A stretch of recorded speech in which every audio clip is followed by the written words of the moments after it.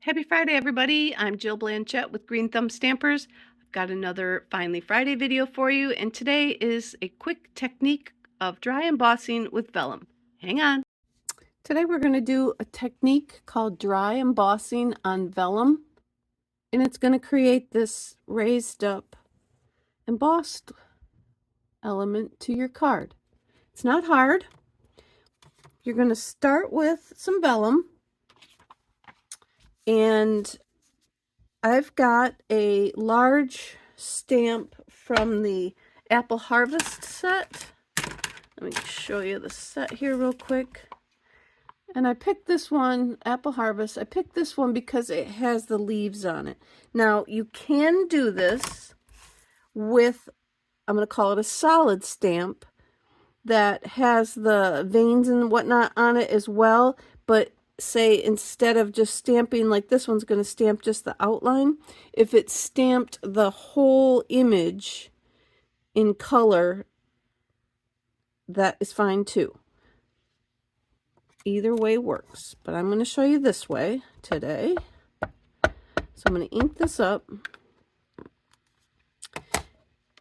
I got the Memento ink, and the vellum does take a hot minute to dry up, so you can either shoot it with your heat tool, or you can flip it over. I've got a random piece of paper here. Flip it over and just rub it off a little bit, and then that'll take off the wet excess ink. Then we're going to pull in our silicone mat. You can just use your foam sheet as well, like the fun foam sheet that I use underneath to stamp on. You can use that as well, or any other, the piercing mat works too. That's a little bit thicker, more resistant. That works as well. This silicone mat, you just want to be careful not to press too hard. You'll go press right through your vellum. But I've got my pick tool, and I've got the ball end on it. So you've got a big ball and the little ball, and I'm going to use the little ball because my images are kind of smaller on this.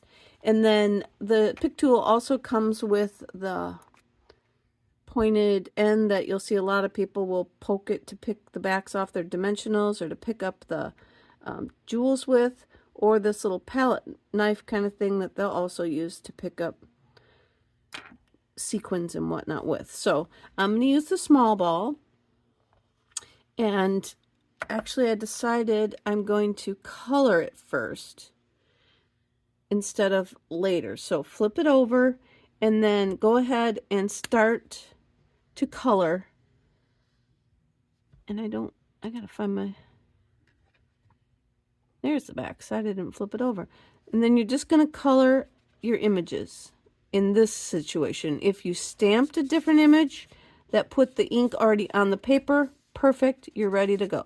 But this one, we need to color our images first. And so I'm going to color all my leaves. Then I got my apples are going to be red, and then I'm going to color my stem in soft suede. So hang on. All right, so I colored it all in, and now I'm going to take the small ball on my tool, and I'm just going to start following the veins. I'm going to lightly push, and I'm going to follow the veins on these leaves. And then that is pushing the vellum forward into the silicone mat. So it's like the embossing folders when we run them through the stamp, cut, and emboss machine, but on a manual scale and a different look with the vellum. And now it's going to make the vellum look wider. That might have sounded like wider. I meant whiter, the color white. By pushing on it, it's changing the consistency of the vellum so it will look whiter. And so I'm just going through the whole image on these veins. And you could probably even outline the leaf if you wanted to. I'll try that and see what I get on this one. My sample, I did not outline the whole leaf, but let's do the whole leaf on here and see what we get. See if we like it. Experiment. It's all about trying new stuff, right? And this is definitely trying something new. Probably should outline the apples too, I suppose. But we'll see, just doing the leaf, what we get.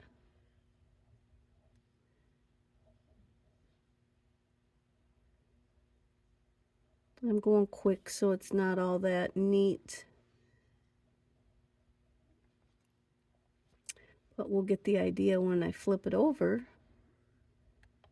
See how it turned out.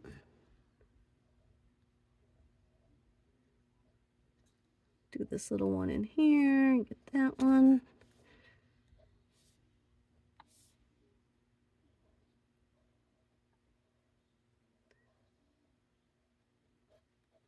That one wasn't very neat at all, but I got it. All right, so I've done all the leaves.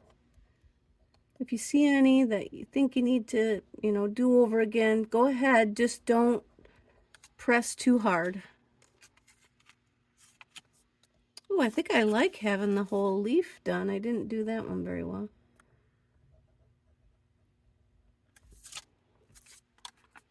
I think I like having the whole leaf done. And again, I did it really fast, so they're not all as defined as they could or should be. But that turned out really neat. And then you just mount it onto a piece of paper, colored cardstock, and then depending what colors you got, it'll kind of depend what you want to mount it on. Because if you go ahead and use like this, say like blue, it might not show up the way that you want it to. The colors may change. So I went ahead and used some Granny Apple Green for mine. Now you also know that putting adhesive on vellum, you might want to like put a ribbon or something here so that you can put vellum adhesive underneath. But in this case, because I colored all those apples, I can get away with putting adhesive on those apples. And then it will stick down and you won't really be able to see the adhesive. Typically, you could see the adhesive through the vellum. So then I just cut that down, put some cottage plaid paper on it that was in the mini, and then used the stamp from the sentiment in the kit, the stamp set, and put that on the front for a Get Well card.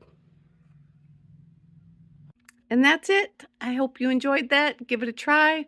If you do, post it on my Green Thumb Stampers Creativity in Bloom Facebook page that's open to the public. We want to see everything that you're working on.